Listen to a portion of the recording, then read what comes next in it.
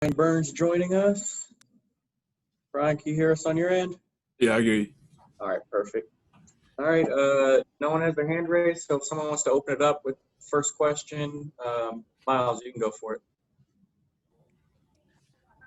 Thank you, Preston. Brian, why were you guys able to hold Kyler Murray to just 133 yards passing today? I mean, we put emphasis on it in the week, keeping eyes on him because we know he can make plays with his feet. So I mean, that was just like the game plan coming in, is just contain him to. I mean, he had a nice run, but he didn't have a lot of them. So we kind of did our job. We didn't want him to get out and make a lot of plays with his feet. Let's go to Phil Orban and then David Newton. Hey, Brian. It seemed like the defense was playing so well, and then on that one drive started to maybe slip a little bit, and then Yetur had that forced fumble. How big was that in terms of regaining the momentum defensively?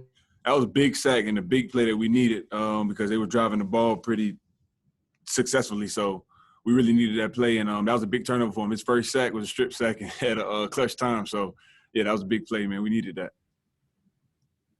Hey, Brian, a few weeks ago when Christian went down, he came and talked to us and told us how he thought this team could still win, still be a factor for the playoffs and all that. And everybody probably didn't, at least outside of your world, may not have believed that, losing your biggest star.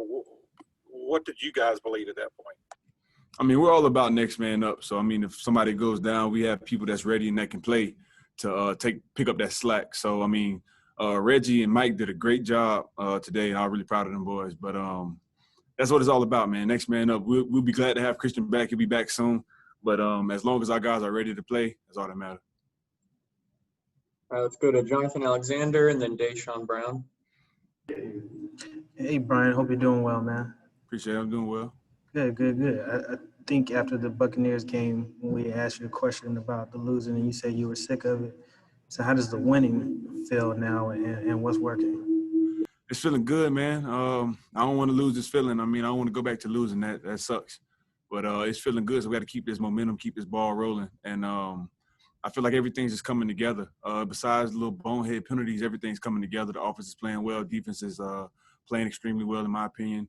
And special teams is making plays as well. So as long as we can keep everything keep this momentum and keep it going, I don't think we can be stopped. I don't think we're scratching the surface yet.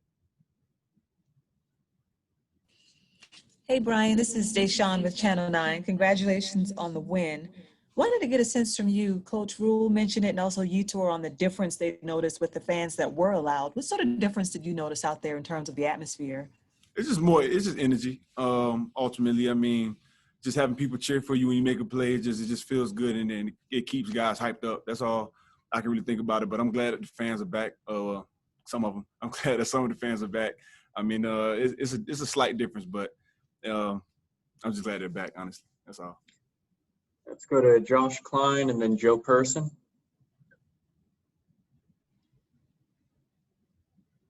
Hey, Brian. Congrats on the win. For you guys, you have such a young defense, and I think a lot of people from outside the organization, they look at it and they kind of thought, well, this is going to take some time for you guys to kind of meld and grow together. Have you seen that kind of that growth and that unity already with this young defense just through 4 games?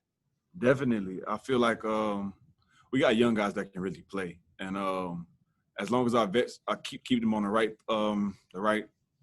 road or whatever, the right path, I feel like they'll be great. When the play comes to you, you got to make it. Like Troy Pride made a great play going down the sideline in the red zone. Yetur made a great play. Derrick Brown had a couple TFLs.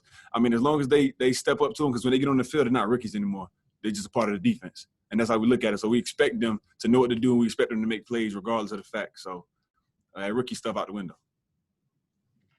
Brian, you said it's early, 4 weeks into it. But, a lot of people outside the building were penciling you guys in for a rebuilding year, right from the start.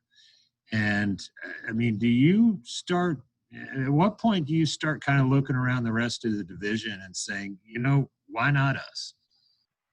I mean, I've never even thought about no rebuild, nothing. I mean, I don't really pay attention to a lot of that stuff. But I just know the guys that we have in the locker room are special. like everybody, like we were just being so close. Like I don't know, it's just like it's like a different team. I really can't explain it, but everything is just starting to click, and we just need to keep this momentum and keep it going because I really don't feel like we scratched the surface yet, to be honest. All right, guys, we have time for 2 more, so let's go to Chris Jenkins and then finish with Miles Simmons. Hey, Brian, it seemed unusual for you, but can you talk about that personal foul that you got and what led to that? Yeah, y'all know I don't really be with all that extra stuff, but you know, emotions get hyped, things happen on the field. Just got to keep my composure. I mean, I don't hold no grudges off the field, so whatever happened on it is dead. I ain't worried about it. Brian, I mean, you mentioned that, you know, you guys allowed a couple of big runs to Kyler Murray, but for the most part, you were able to kind of keep him contained in the pocket. You had 3 quarterback hits. Just what was key to being able to contain him in those rush lanes? Just keeping eyes on him. And the games we had, they were working. He couldn't really scramble because there was a lot of movement going on in front of him. And we had guys spying him. So there was really nowhere for him to go except that one run he had, I think, for like 40-some yards. That was the only run that he could really get because I feel like we were doing our job as far as, like I told you, we put emphasis during the week to keep him contained. So, I mean, that was pretty much it. He just couldn't really go anywhere. All right, Brian, we appreciate you taking the time. All right. Appreciate y'all. All right, see ya.